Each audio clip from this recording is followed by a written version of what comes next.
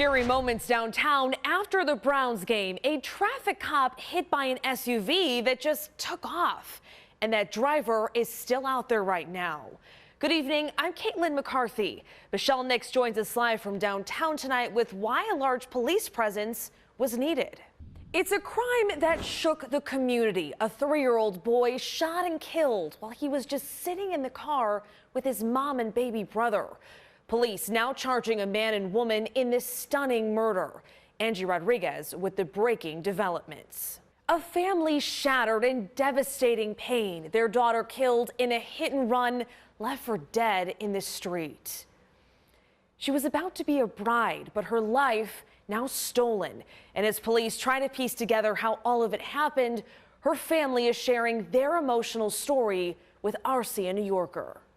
Happening tomorrow, a local state rep accused of stalking and violating a protection order will be back in court in Barberton. Police arrested Robert Young back in August. The domestic violence charges stem from an incident back in July when 2 family members reported being assaulted by Young. He pleaded not guilty and is out of jail on bond, but the judge ordered him to wear an ankle monitor.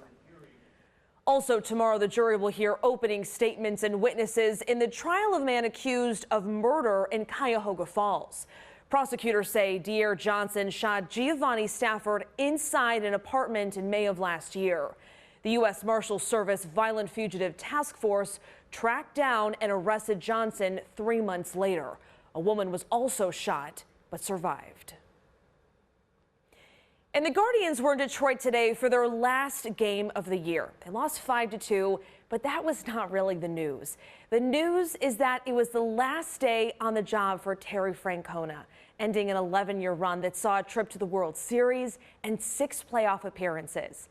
Mark Schwab takes a look back at Tito's time in Cleveland. There could be fallout from that spending deal that averted a government shutdown. A long-term deal could be an uphill battle and cost the Speaker of the House his job. That's next.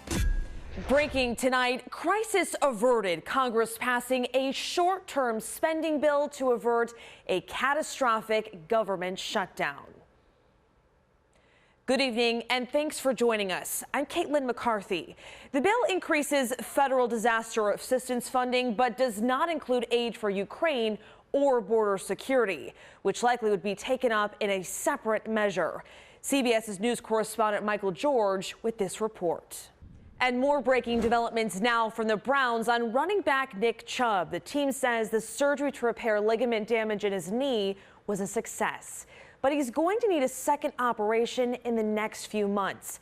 And the Browns adding with the estimated recovery time, Chubb would be able to return to play at some point in the 2024 season. And you'll remember Chubb was hurt in the Steelers game about 2 weeks ago.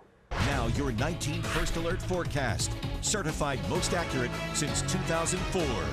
It's a return to warm weather, so hopefully you didn't put all of your summer clothes away yet. Meteorologist Samantha Roberts has the new data in the First Alert. Hey, Sam. Hey, good evening to you. September 30th is designated an Ohio Missing Persons Day by the Ohio Attorney General. It's a day to remember the thousands of loved ones, friends, and children who were missing and in some cases endangered. Michelle Nix has the story. The United Auto Workers president joining the picket line at Toledo's Jeep assembly plant today, just 1 day after the 3rd expansion of the union strike against the big 3 automakers. The Ford Chicago assembly plant and the General Motors location in Lansing, Michigan were called on to join the strike on Friday, putting 7,000 more workers on the picket line. There are now about 25,000 auto workers on strike across 21 states, including the Streetsboro Stellantis plant.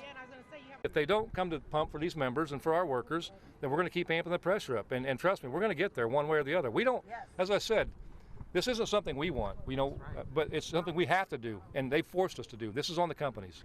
And the ripple effect of the strike continues to expand. 130 union workers at Parma's GM Metal plant will be laid off on Monday. Tomorrow will mark the first day of Breast Cancer Awareness Month. And our own Tiffany Tucker and Nicole Versansky hosting today's Susan G. Komen More Than Pink Walk that raises more than just money. Here's Andrew Rodriguez with this story. And if you or a loved one has been recently diagnosed with breast cancer, you can visit our website to learn more about Susan G. Komen's Patient Care Center's Breast Care Helpline. All right, you have until 10:45 tonight to buy your Powerball ticket. The jackpot is now $960 million. Get this. That's a cash value of $441 million. This is the Powerball's second largest jackpot this year. And we'll have the winning numbers for you live tonight on 19 News at 11. They're the ones who so often take care of others. Next, a local hospital is standing up for women, helping them take care of themselves.